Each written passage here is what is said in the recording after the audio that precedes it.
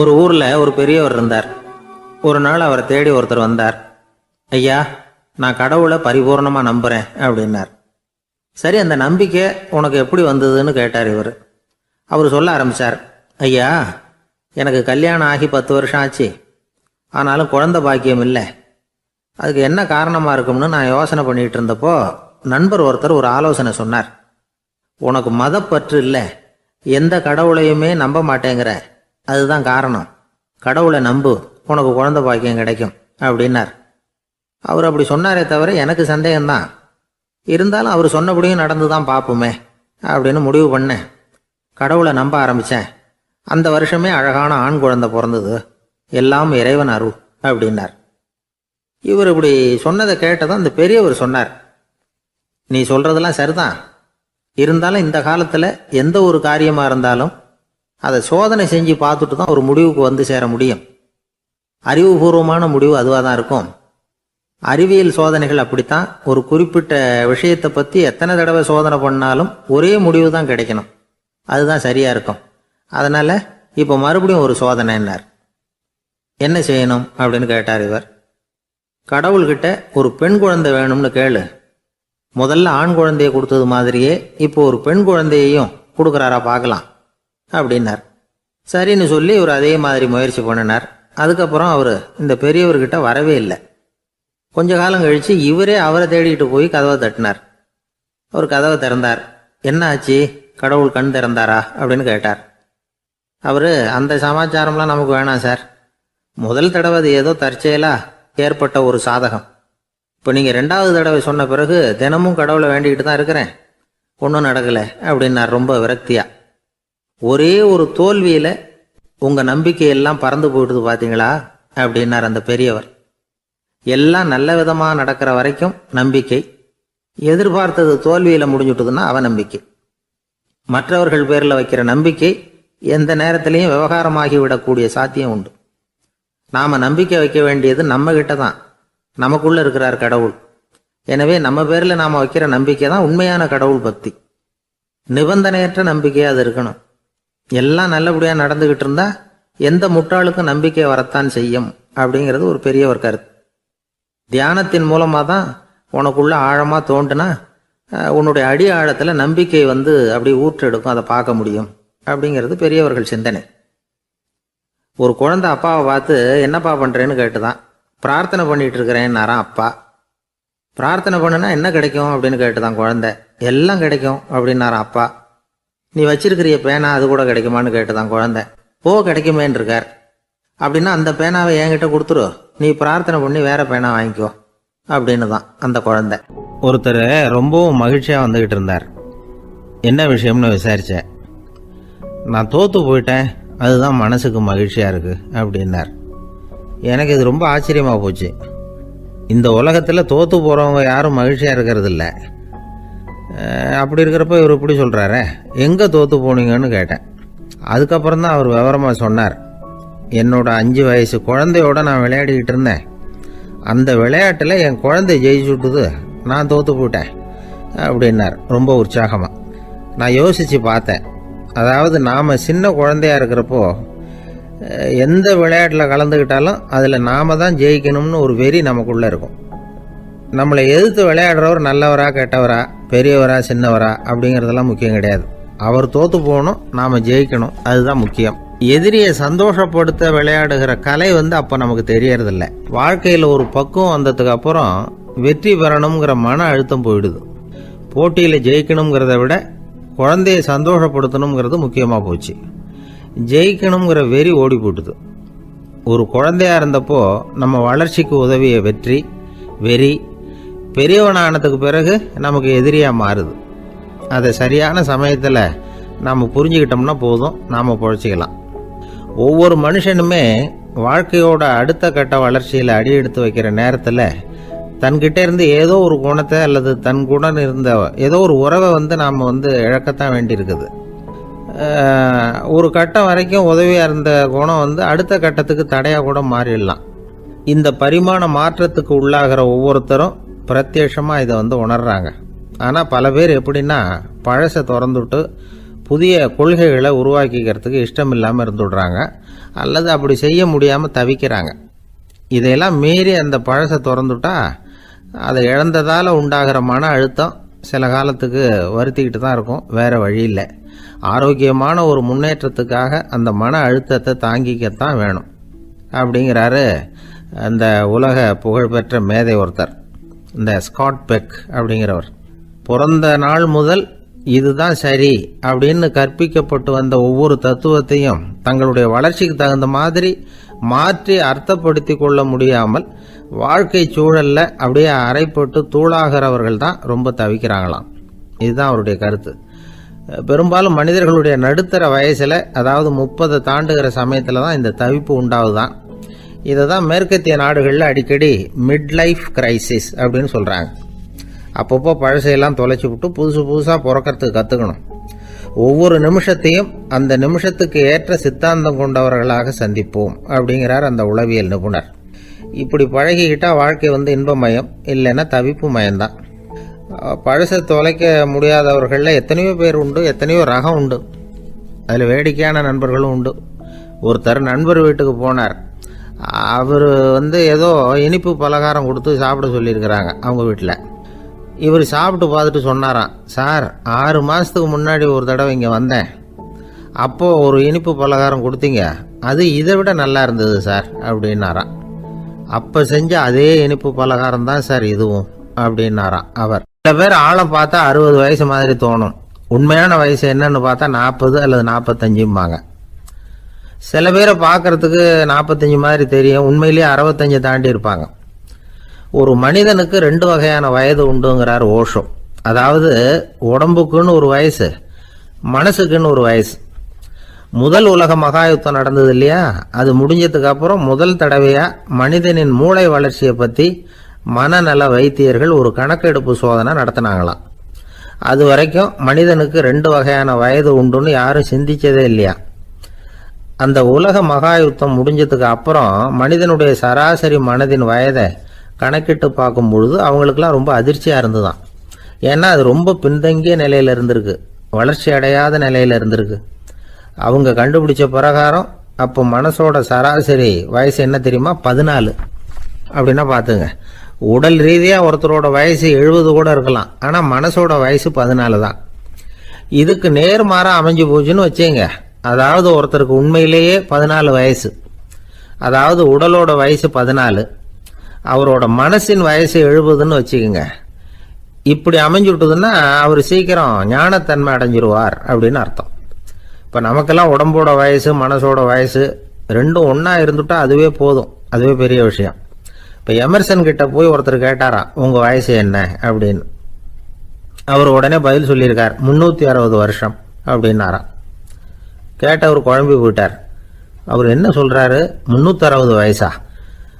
என்ன நம்ம காதில் தான் சரியாக விழலையா? எமர்சன் எப்பவும் உண்மையை பேசுகிற ஒரு சிறந்த அறிவாளி, அவர் இப்படிலாம் பொய் சொல்ல மாட்டாரே அப்படின்னு ஒரு யோசனை பண்ணிக்கிட்டே இவர் மறுபடியும் அவர் கிட்ட போனாராம். ஐயா, நீங்கள் சொன்னது சரியாக என் காதில் விழலை, அதனால் மறுபடியும் கேட்குறேன், உங்கள் வயசு என்ன அப்படின்னாராம். எமர்சன் மறுபடியும் சொல்லியிருக்கிறார், 360 வருஷம்னு. வந்தவருக்கு உண்மையிலேயே அதிர்ச்சியாக போட்டுது. அதுக்கப்புறம் மெதுவாக ஆரம்பித்தாராம், ஐயா நீங்கள் சொல்கிறத என்னால் ஏற்றுக்க முடியாது, எப்படி பார்த்தாலும் இப்போ உங்களுக்கு வயசு ஒரு 60க்கு மேலே இருக்காதுன்னு நினைக்கிறேன் அப்படின்னாராம். நீங்கள் சொல்கிறது சரிதான், அது என் உடம்போட வயசுன்னாராம் எமர்சன். அப்படின்னா ஏற்கனவே நீங்கள் சொன்னது அப்படின்னு கேட்டிருக்காரு, அது என் மனசோட வயசு அப்படின்னாராம். நம்மளை பொறுத்த வரைக்கும் அறிவு தூசு படிஞ்சிருக்கு, அது மாதிரியே அன்பும் மாசுபட்டிருக்கு. இது ரெண்டையும் சுத்தம் பண்ண வேண்டியிருக்குது. அப்போ தான் நாம் சரியான வயசில் வாழ முடியும். ஒரு ஆசாமி இருக்கிறார், அவருக்கு உடம்போட வயசு அதிகம், மனசோட வயசு ரொம்ப குறைச்சல், குழந்தை மாதிரி. அவர் ஒரு ஆஸ்பத்திரியில் படுத்திருக்கிறார். நர்சம்மா எல்லாருக்கும் மருந்து கொடுத்துட்டு போகிறாங்க. கொஞ்ச நேரம் கழித்து திரும்பி வந்தாங்க. அப்போ இவர் அந்த அம்மாவை கூப்பிட்டு சொல்கிறார், இதை பாருங்கள் சிஸ்டர், நீங்கள் எல்லாருக்கும் சின்ன சின்ன மாத்திரையாக கொடுத்துட்டு எனக்கு மட்டும் நீளமான மாத்திரையாக கொடுத்துட்டீங்க, முழுங்கிறதுக்கு ரொம்ப கஷ்டமாக போச்சு, இனிமேல் எனக்கும் சின்ன மாத்திரையாக கொடுங்க சிஸ்டர் அப்படின்னாராம். அந்த அம்மா உடனே அதிர்ச்சியாகி தலையில் அடிச்சுக்கிட்டாங்களாம். நான் கஷ்டப்பட்டு மாத்திரையை முழுங்கினத்துக்கு நீங்கள் ஏமா தலையில் தட்டிக்கிறீங்க அப்படின்னு கேட்டிருக்காரு இவர். இதுக்கு அவங்க சொல்லியிருக்கிறாங்க, நான் உங்களுக்கு கொடுத்துட்டு போனது மாத்திரை இல்லைங்க, அது தெர்மாமீட்டர் அப்படின்னாங்களாம். ஜெருசலேம் அங்கே உள்ள ஒரு தேவாலயம், அதில் உள்ள பலிபீடத்தின் முன்னாடி ஒரு பெட்டி உண்டு. அது காணிக்கை பெட்டி. ஆலயத்துக்கு வர்றவங்க பிரார்த்தனை பண்ணிவிட்டு திரும்பி போகிற சமயத்தில் அந்த பெட்டியில் காணிக்கை போடுவாங்க. அவங்களால எவ்வளவு முடியுமோ அவ்வளவு போடுறது வழக்கம்.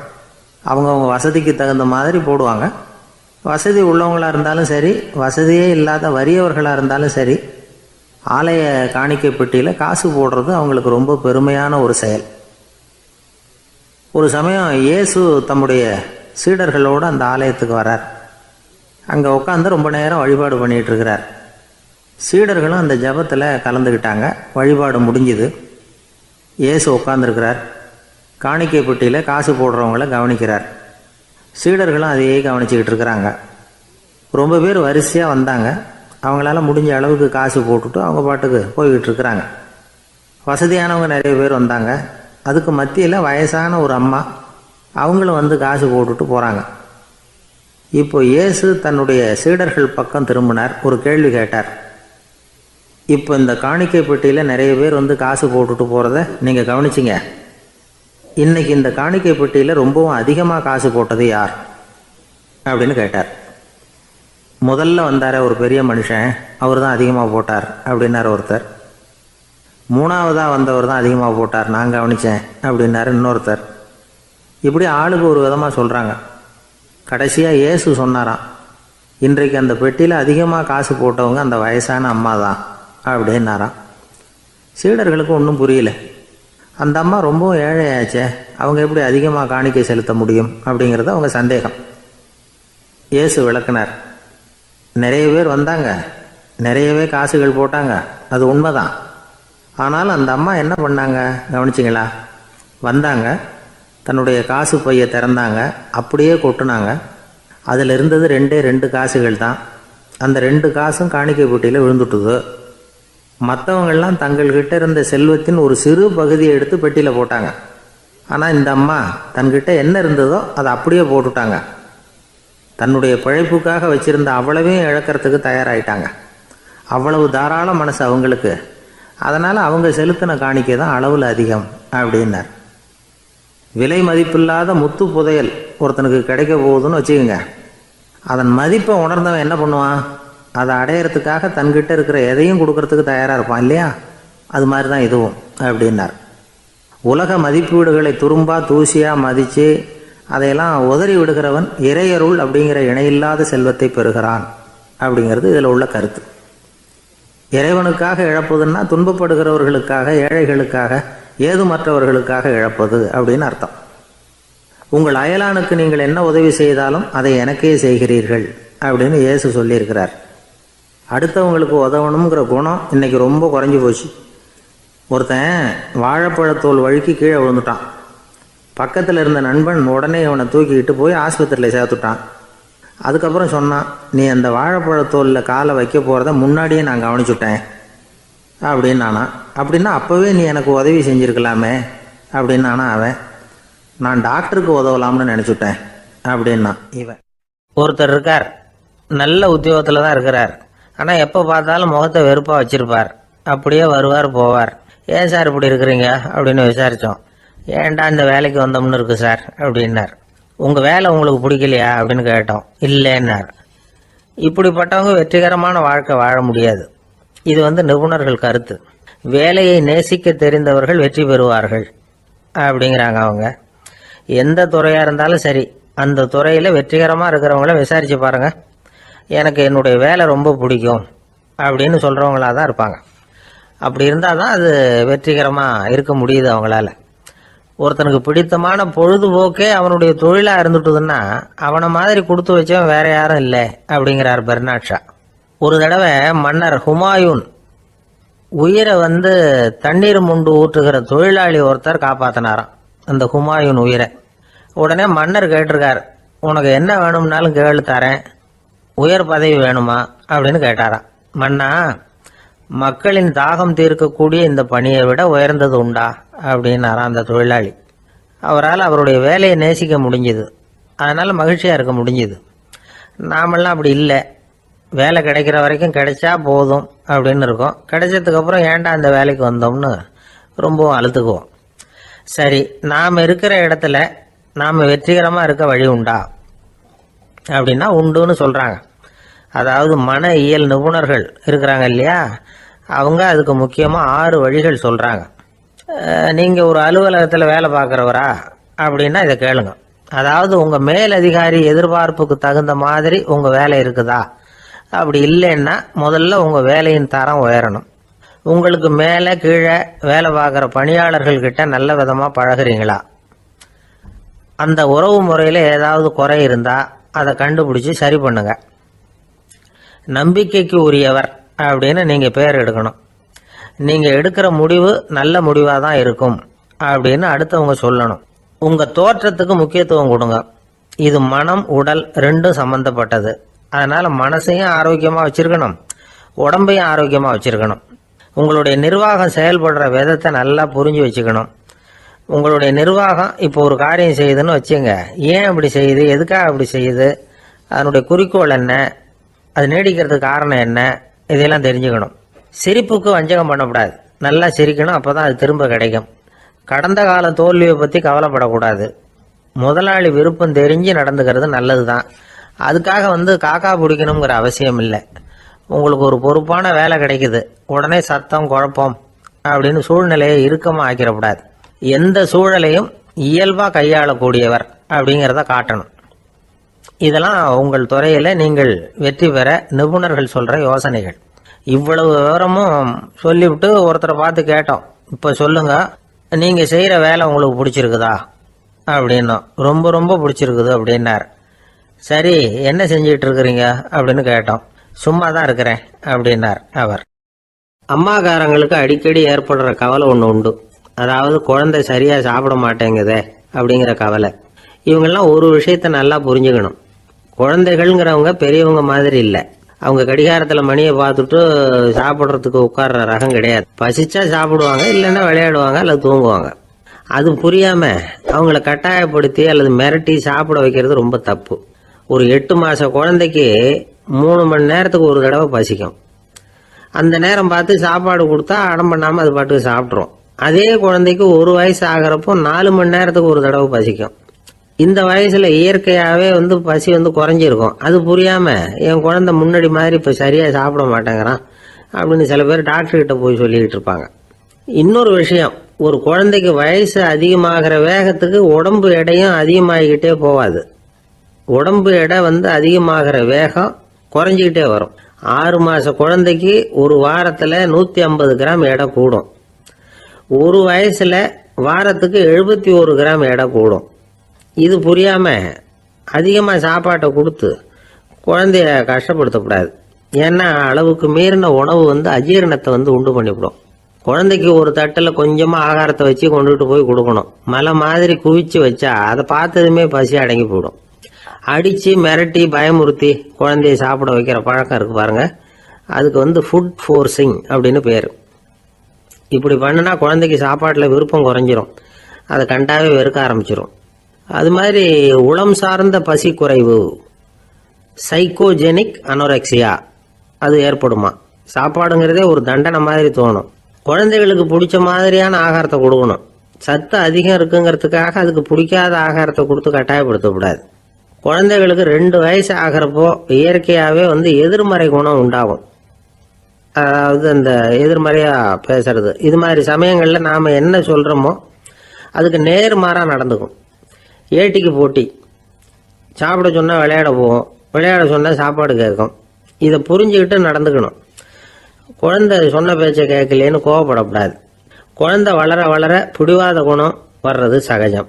கேட்டதை வாங்கி கொடுத்தாதான் சாப்பிடுவேன் அப்படின்னு பிடிவாதம் பண்ணும். வாங்கி கொடுத்து விடுறது தான் உத்தமம். நீங்களும் அதுகிட்ட பிடிவாதம் பண்ணிட்டு இருக்கக்கூடாது. ஏன்னா கேட்டது கிடைக்கலையேங்கிற ஏமாற்றம் கூட குழந்தையோட பசியை குறைச்சிரும். கேட்டது கிடைச்சிட்டா பசி அதிகமாகும். கொடுத்ததை மலமலன்னு சாப்பிட்றோம். குழந்தைகளுக்கு கண்ட கண்ட நேரத்தில் சாப்பிட்றதுக்கு எதையாவது வாங்கி கொடுத்துக்கிட்டு இருந்தா சாப்பாட்டு நேரத்தில் சாப்பிடாம அடம் பண்ண ஆரம்பிச்சிடும். பள்ளிக்கூடம் போகிற பிள்ளைங்க காலை உணவை சரியாக சாப்பிட மாட்டாங்க. அச்சம், அவசரம், பரபரப்பு இதெல்லாம் தான் காரணம். பள்ளிக்கு புறப்படுறதுக்கு ஒரு 3/4 மணி நேரத்துக்கு முன்னாடியே சாப்பாடு போட்டுருங்க, அது சரியாக போடும். படிக்கிற குழந்தைகள் உடல் சோர்வு, மனச்சோர்வு இது காரணமாக கூட சாப்பிட மறுக்கிறது உண்டு. இப்போ உதாரணமாக சாயந்தரம் விளையாடி விட்டு வீட்டுக்கு வந்ததும் சாப்பிட சொன்னால் வேணாம்பாங்க. இது உடல் சோர்வு. ரொம்ப நேரம் வீட்டு பாடங்களை செஞ்சு முடித்த கையோடு சாப்பிட சொன்னாலும் அவங்களால சரியாக சாப்பிட முடியாது. இது உளச்சோர்வு, அதாவது மனச்சோர்வு. இதை தவிர குழந்தைகளுக்கு உடல்நல குறைவு ஏற்பட்டால் கூட சாப்பிட மறுக்கிறது உண்டு. சில மருந்து மாத்திரைகள் கூட பசியை குறைச்சிரும். அதனால் சரியாக தெரிஞ்சுக்கிட்டு குழந்தைகளை சாப்பிட வைக்கணும். அது புரியாமல் கையில் சாப்பாட்டு தட்டை வச்சுக்கிட்டு குழந்தைகளை விரட்டிக்கிட்டு அலையக்கூடாது. ஒரு சின்ன பையன் சொன்னான், எங்கள் அம்மா சாப்பாடு போடுறது தெரிஞ்சால் நான் உடனே வீட்டை விட்டு வெளியில் ஓடி போடுவேன் அப்படின்னா. ஏன் அப்படி பண்ணுறேன்னு கேட்டோம். எங்கள் அப்பா கூட அது மாதிரி தான் சார் பண்ணுவார் அப்படிங்கிறான். ஒரு விவசாயி விதைக்கிறதுக்காக வயல்வெளி பக்கம் போகிறார். விதைகளை அள்ளி வீசினார். அப்போ என்ன ஆச்சுன்னா, சில விதைகள் பாதை ஓரத்தில் விழுந்தது. சில விதைகள் முள் செடிகள் மண்டி இருந்த புதருக்கு இடையில் விழுந்தது. சில விதைகள் நல்ல நிலத்தில் விழுந்தது. பாதை ஓரத்தில் விழுந்த விதை என்ன ஆச்சுன்னா, அதெல்லாம் பறவைகள் கண்ணில் போட்டுவிட்டுது. உடனே உட்காந்து கொத்தி தின்னுட்டு போட்டுது. அதிகமாக மண் இல்லாத பாறை பகுதியில் விழுந்த விதையெல்லாம் லேசாக வேர் விட்டு முளைக்க ஆரம்பிச்சுது. அதுக்கப்புறம் வேர் கீழேயும் ஆழமாக போக முடியல, மேலேயும் சூரிய வெப்பம் அதிகம் தாங்க முடியல, எல்லாம் காஞ்சி கருகி போட்டுது. புதர் பகுதியில் சில விதைகள் விழுந்தது இல்லையா, முள் செடிகள் காடாக மண்டி போயிருந்தது. அதனால் முளைச்சி வர்ற செடிக்கு நெருக்கடி அதிகமாக போட்டுது, சரியாக வளர முடியல, விளைச்சலும் சரியாக இல்லை. நல்ல நிலத்தில் விழுந்த விதைகள் மட்டும் நல்லா முளைச்சிது, நல்லா வளர்ந்தது, விளைச்சலும் பிரமாதமாக இருந்தது. இந்த கதையை சொல்லிவிட்டு கேட்க செவியுள்ளோர் கேட்கட்டும் அப்படிங்கிறார் இயேசு பெருமான். ஆமாம், இயேசு கடலில் நின்ற படகு ஒன்றில் உட்காந்துருக்கிறார். கடற்கரையில் ஏராளமான மக்கள் உட்காந்துருக்கிறாங்க. அந்த சமயத்தில் தான் இயேசு ஓமைகள் மூலமாக மக்களுக்கு பல உண்மைகளை சொல்லிகிட்டு இருக்கிறார். மக்கள் அந்த கதையை கேட்டுட்டு ஒன்றும் புரியாமல் முழிக்கிறாங்க. அதை கவனித்த இயேசு அந்த ஓமையை விளக்க ஆரம்பித்தார். இதில் அந்த விதைக்கிறவர் தான் இறைவன். அவருடைய வார்த்தைகளை விதைக்கிறார். அந்த வார்த்தைகளை கேட்கிற மக்கள் அந்த விழுந்த விதைகள் மாதிரி 4 வகையானவர்கள். சில பேர் பாதை ஓரத்தில் விழுந்த விதைகள் மாதிரி. இறைவன் வார்த்தைகளை அவங்க கேட்குறாங்க, ஆனால் தீய எண்ணங்கள் செய்கைகள் மூலமாக விதைக்கப்பட்ட வார்த்தைகள் அழிஞ்சு போடுது. இறைவன் வார்த்தைகளை கேட்ட உடனே மகிழ்ந்து போய் உடனே சில பேர் அதை ஏற்றுக்கிறாங்க. இவங்கெல்லாம் அந்த பாறை பகுதியில் விழுந்த விதைகள் மாதிரி. அதனால் இவங்கெல்லாம் வேறு இல்லாதவங்க, கொஞ்ச காலத்துக்கு இறை வார்த்தைகளுக்கு கீழ்ப்படிந்து நடப்பாங்க. அதனால் ஏதாவது இடைஞ்சல் ஏற்பட்டால் உடனே தடுமாறுவாங்க. தங்கள்கிட்ட இருக்கிற நல்ல பண்புகளை விட்டுட்டு பாவ வழிகளுக்கு போயிடுவாங்க. முள் செடிகளுக்கு இடையில் விழுந்த விதைகள் மாதிரி உள்ளவங்க யாருன்னா, இவங்களுக்கு உலக கவலை உண்டு, செல்வத்தின் மீது மயக்கம் உடையவர்கள். உலக ஆசைகள் இவங்களுக்குள்ளே பூந்துடுறதுனால அங்கே இருக்கிற நல்ல பண்புகள் மறைஞ்சு போயிடுது. அதனால் அவங்களும் உபயோகம் இல்லாதவங்களாக ஆயிடுறாங்க. நல்ல மனிதர்கள் நல்ல நிலத்தில் விழுந்த விதைகளுக்கு ஒப்பானவர்கள். இவங்க இறை வார்த்தையை கேட்குறாங்க, அதை ஏற்றுக்கிறாங்க, அவங்களும் நல்லபடியாக வாழுறாங்க, அடுத்தவங்களுக்கும் உபயோகமாக இருப்பாங்க. இதுதான் இயேசு சொன்ன விளக்கம். நல்ல வார்த்தைகளை கேளுங்கள், நல்ல வார்த்தைகளை ஏற்றுக்கொள்ளுங்கள், அடுத்தவங்களுக்கு உபயோகமாக இருங்க. இதுதான் பெரியவங்கள்லாம் நமக்கு சொல்லுகிற உபதேசம். ஒரு அப்பா தன்னுடைய மகனுக்கு உபதேசம் பண்ணார். இதை பாருப்பா, நல்ல வார்த்தைகளை கேட்கணும், எப்போதுமே மகன் அப்பா பேச்சை கேட்கறது நல்லது அப்படின்னாராம். நீ ஏதாவது ஒரு தப்பு பண்ணால் என் தலையில் ஒரு முடி நரைச்சி வெள்ளையாக போடும்பா, நீ செய்கிற ஒவ்வொரு தப்புக்கும் என் தலையில் ஒவ்வொரு முடி வெள்ளையாயிடும் அப்படின்னாராம். பையன் யோசிச்சான், அப்பா இப்போ தான் எனக்கு புரியுது, தாத்தாவோட தலைமுடி பூராவும் வெள்ளையாக இருக்கிறதுக்கு என்ன காரணம்ங்கிறது எனக்கு இப்போ தான் புரியுது அப்படின்னானா. ஐயா, உங்கள் பேரை தொடர்ந்து தினம் கேட்டுக்கிட்டு இருக்கிறேன் அப்படின்னார் ஒருத்தர். தொடர்ந்து கேட்குறீங்களே, உங்களுக்கு காது வலிக்கலையா அப்படின்னு கேட்டோம். பேசுகிற உங்களுக்கே வாய் வலிக்கல அப்படிங்கிறப்போ கேட்குற எங்களுக்கு எப்படி காது வலிக்கும் அப்படின்னார். நம்ம உடம்புல ஒரு அதிசயம் என்ன தெரியுமா, ரொம்ப நேரம் நாம் நடக்கிறோம்னு வச்சுக்கோங்க, கால் வலிக்கும். ரொம்ப நேரம் வேலை செஞ்சால் கை வலிக்கும், உடம்பு வலிக்கும். ரொம்ப நேரம் பார்த்துக்கிட்டே இருந்தால் கண்ணு வலிக்கும். ரொம்ப நேரம் பேசிக்கிட்டே இருந்தால் வாய் கூட வலிக்கும். ஆனால் ரொம்ப நேரம் கேட்டுக்கிட்டே இருக்கிறதுனால காது வலிக்கிறது இல்லை. அதனால் கேட்கறதுக்கு முக்கியத்துவம் கொடுத்தாங்க நம்ம பெரியவங்க. திருவள்ளுவர் தேவையில்லாமல் வார்த்தைகளை உபயோகப்படுத்த மாட்டார். ஒரு திருக்குறள்னு எடுத்துக்கிட்டாவே அதில் மொத்தம் 7 வார்த்தைகள், அவ்வளவுதான். அப்படி 7 வார்த்தைகள் மட்டுமே உள்ள ஒரு திருக்குறளில் வள்ளுவர் ஒரே வார்த்தையை 5 தடவை உபயோகப்படுத்தியிருக்கிறார், திரும்ப திரும்ப பயன்படுத்தியிருக்கிறார். அப்படின்னா அதை எந்த அளவுக்கு வலியுறுத்தி சொல்கிறார் அப்படிங்கிறத நாம் புரிஞ்சுக்கணும். அது என்ன குறள்? செல்வத்துள் செல்வம் செவிச்செல்வம், அச்செல்வம் செல்வத்துள் எல்லாம் தலை. செவிச்செல்வம்ங்கிறது அவ்வளவு முக்கியமானது. கற்றலின் கேட்டல் நன்று. அதிகம் கேட்கணுங்கிறதுக்காகத்தான் எவ்வளவு கேட்டாலும் காது வலிக்கிறது இல்லை. குறைச்சலாக பேசணும், அதிகமாக கேட்கணும். இன்னொரு விஷயம் கவனிங்க, நம்ம உடம்புல கண்ணுக்கு மூடி இருக்குது, எதையாவது நாம் பார்க்க விரும்பலைன்னா உடனே கண்ணை மூடிக்கலாம். நம்ம வாய்க்கு மூடி இருக்குது, பேச விருப்பம் இல்லையா, வாயை மூடிக்கலாம். மூக்குக்கு கூட மூடிக்கிற வசதி இருக்குது, எதையாவது முகர விருப்பம் இல்லையா, மூச்சை அடக்கிக்கலாம். ஆனால் பாருங்கள், காதுக்கு மூடி கிடையாது, அதை கையால் தான் மூட முடியும். யார் என்ன சொன்னாலும் அது நல்லதோ கெட்டதோ காதில் விழுந்துக்கிட்டு தான் இருக்கும். அறிவு தான் நல்ல விஷயங்களை எடுத்துக்கிட்டு கெட்ட விஷயங்களை விட்டுடணும். நல்ல கருத்துக்கள் நம்ம காதில் நிறைய விழுந்துக்கிட்டே இருக்கணும். அதை கேட்டு நாம் நல்லபடியாக வாழணுங்கிறது தான் படைப்பின் விருப்பம். ஆன்மீகவாதிகள் கூட ஒன்று சொல்லுவாங்க, அதாவது ஆன்மீக பாதையில் நீங்கள் முன்னேறணும்னா முதல்ல சிரவணம் செய்யணும்பாங்க. அதாவது பெரியவங்க சொல்கிற நல்ல கருத்துக்களை கேட்கணும் அப்படின்னு அதுக்கு அர்த்தம். அதனால் யார் நல்ல கருத்துக்களை சொன்னாலும் அதை காது கொடுத்து கேளுங்க. இவ்வளவு கருத்துக்களையும் நம்ம நேயர் ஒருத்தர்கிட்ட சொல்லிகிட்டு இருந்தோம். அவரும் சரி சரின்னு தலையாடிக்கிட்டே இருந்தார். அப்புறம் சொன்னார், நீங்கள் சொல்கிறது சரிதான் சார், காதுக்கு மூடி இல்லைங்கிறது ரொம்ப சரி, அதனால தான் உங்கள் தகவல் கூட நாங்கள் விரும்புகிறோமோ இல்லையோ தினம் காதில் விழுந்துக்கிட்டு இருக்குது அப்படின்னார். எங்களுக்கு ரொம்ப பெருமையாக இருந்தது. அப்படியா அப்படின்னோம். ஆனாலும் என்ன மாதிரி சில பேர் நீங்கள் தகவல் சொல்கிற சமயத்தில் காதில் மூடி இல்லையேன்னு சொல்லி கவலைப்படுறதில்ல சார் அப்படின்னார். ஏன்னு கேட்டோம். காதை மூடுறதுக்கு தானே வசதி இல்லை, ரேடியோவை மூடுறதுக்கு வசதி இருக்குதுல்ல, அதனால் டக்குன்னு அதை மூடி வச்சுருவோம் அப்படின்னார். இந்த ஆளை கண்டா ஏன் இப்படி முகத்தை திருப்பிக்கிட்டு வர்றீங்க அப்படின்னு கேட்டார் ஒருத்தர் நண்பர்கிட்ட. எலெக்ஷனில் அவன் எதிர்த்து நின்னவன் சார், என்ன அவங்ககிட்ட நமக்கு என்ன பேச்சுவார்த்தை அப்படின்னாரான் ரொம்ப கோபமாக இவர். சரி, அந்த ஆள் யாருன்னு கேட்டேன். என் கூட பிறந்த தம்பி தான் சார் அப்படின்னார் அந்த கோபம் குறையாமல். அதாவது நம்ம ஊர் நிலவரம் இப்படி, அதாவது அண்ணனும் தம்பியும் எதிர்த்து நிற்பாங்க தேர்தலில், ஒருத்தர் கண்டா பேசிக்கிறது இல்லை. ஆனால் இங்கிலாந்தில் எப்படி தெரியுமா, அங்கே ஒரே மேடையில் போட்டி போடுற 2 வேட்பாளர்களும் பேசுவாங்களாம், பட்டிமன்றம் மாதிரி. ஒருத்தர் முதல்ல எழுந்திருப்பார், நான் இந்த தேர்தலில் வெற்றி பெற்றால் என்னென்ன செய்வேன் அப்படின்னு சொல்லிவிட்டு உட்காருவார். அதுக்கப்புறம் அடுத்தவர் எழுந்திருப்பார், அவர் சொல்லுவார், நான் வெற்றி பெற்றால் இந்த மக்களுக்கு என்னென்ன செய்வேன், இந்த நாட்டுக்கு என்னென்ன செய்வேன் அப்படிங்கிறத சொல்லிவிட்டு உட்காருவார். 2 பேரும் ஒரே மேடையில் பேசுவாங்க. மக்கள் 2 பேர் பேச்சையும் கேட்டுக்கிட்டு ஒரு முடிவுக்கு வருவாங்க. இதுதான் அங்கே உள்ள பழக்கம். இங்கே அப்படி இல்லை. இங்கே ஒருத்தர் பார்த்தாவே முகத்தை திருப்பிக்கிறது. ஒரு தடவை இது மாதிரி ஒரு கூட்டம் நடந்துகிட்டு இருக்கு, அங்கே வெளிநாட்டில் தான். நேரத்துக்கு சரியாக ஒரு வேட்பாளர் சேரல. இது இங்கிலாந்தில் நடந்த நிகழ்ச்சி. அப்புறம் என்னாச்சுன்னா, ஒருத்தர் வந்துட்டாரு, இன்னொருத்தர் சேரல. அப்புறம் உடனே அந்த ஒருத்தர் வந்தவர் பேச ஆரம்பிச்சிட்டார். அதாவது அந்த இன்னொருத்தர் சார்பாகவே பேசிட்டாராம். அதாவது அவர் வரல, நான் அவர் சார்பாக நான் பேசிடுறேன், அதாவது அவர் ஜெயிச்சுட்டா அவர் என்னென்ன செய்வார் இந்த நாட்டுக்கு அப்படின்னு சொல்லி அவர் பக்கத்தில் உள்ள நியாயத்தை எடுத்து இவரே சொல்லிட்டாராம். இப்படிலாம் அங்கே நடந்துதான். இது எப்பேற்பட்ட தேர்தல் பண்பாடு பாருங்க.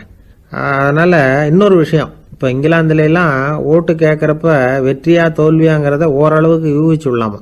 இப்போ ஒரு வேட்பாளர் ஒரு வீட்டுக்கு முன்னாடி போய் நின்று எனக்கு ஓட்டு போடுங்கன்னு கேட்குறாருன்னு வச்சுங்களேன், அதுக்கு என்ன பார்த்து செய்கிறோம், போயிட்டு வாங்க அப்படின்னு சில வீடுகளில் வாசலில் நின்னே சொல்லி அனுப்பிச்சிருவாங்களாம். வேற சில வீடுகளில் எப்படின்னா, வேட்பாளரை வீட்டுக்குள்ளே கூப்பிட்டு காபி சாப்பிட சொல்லி உபசரித்து அதுக்கப்புறம் அனுப்பி வைக்கிறது வழக்கமா. இதில் எந்த வீட்டு ஓட்டு நிச்சயம் தெரியுமா? வாசலில் நின்னே வழி அனுப்பி வச்சுடுறாங்க பாருங்க, அவங்க ஓட்டு நிச்சயம். உள்ளே கூப்பிட்டு காப்பி கொடுத்து அனுப்புகிறாங்க பாருங்க, அவங்க ஓட்டு நிச்சயம் இல்லையா. சரி, அப்புறம் ஏன் அந்த உபசரிப்பு அப்படின்னு கேட்டால் அதுக்கு ஒரு காரணத்தை சொல்கிறாங்க. அதாவது அது ஒரு அனுதாபத்தை தெரிவிக்கிற முறையா. ஐயோ பாவம், நாம் இவருக்கு ஓட்டு தான் போட போகிறதில்ல, எதையாவது செய்வோம், காப்பியாவது சாப்பிட்டு போகட்டும் அப்படிங்கிற எண்ணமா. இப்படி அந்த ஒரு பழக்கம். ஆக அந்த ஊரில் நிறைய காப்பி சாப்பிடணும்னு ஒருத்தர் ஆசைப்பட்டால் தேர்தலில் தோற்று போகிறதுக்கு தயாராக இருக்கணும். ஒரு சமயம் ஒரு ஊரில் தேர்தல் நடந்துதான். ஒரு தொகுதியில் நின்று தோற்று போன ஒருத்தர் கையில் ஒரு துப்பாக்கியோட ஊருக்குள்ளே சுற்றிக்கிட்டு இருந்தாராம். ஒரு போலீஸ்காரர் அவரை பார்த்துட்டு சந்தேகப்பட்டிருக்கார். அதனால் அவரை தடுத்து நிறுத்தி, என்ன இது துப்பாக்கியோட சுற்றுறீங்களேன்னு விசாரிச்சிருக்கார். இதுக்கு அவர் சொன்னாராம், சார் இந்த தொகுதியில் மொத்தம் 1,00,000 வாக்காளர்கள், அதில் எனக்கு 10,000 பேர் மட்டும்தான் எனக்கு ஓட்டு போட்டிருக்கிறாங்க. அப்படின்னா எனக்கு வேண்டாதவங்க இந்த தொகுதியில் 90,000 பேர் இருக்கிறாங்கன்னு அர்த்தம். இப்படி ஒரு சூழ்நிலையில் நான் என்னுடைய பாதுகாப்புக்கு ஆயுதம் இல்லாமல் நடமாடலாமா அப்படின்னு கேட்டாராம். எவ்வளவு எச்சரிக்கை பாருங்க. நம்ம ஊரில் சில பேர் ஓட்டு கேட்குற விதமே தனி.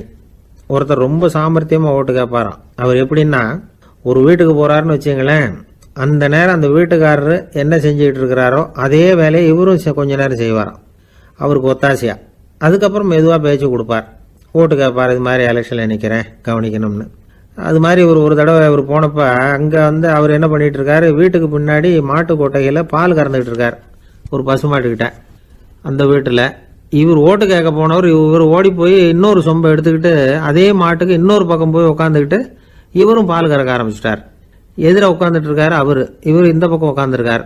கீழே கொஞ்சம் குனிஞ்சு பார்த்தா ஒருத்தர் முகத்தை ஒருத்தர் பார்க்கலாம். கொஞ்ச நேரம் ஆனதுக்கப்புறம் இவர் மெதுவாக அவர்கிட்ட பேச்சு கொடுத்தாராம். இது மாதிரி நான் எலெக்ஷனில் நிற்கிறேன், நீங்கள் ஓட்டு போடணும், அதுக்காக தான் வந்தேன்னாராம். அது முடியாதுங்களேன்னாராம் அவர். ஏன்னு கேட்டிருக்கார். நான் இந்த வீட்டுக்காரன் இல்லை,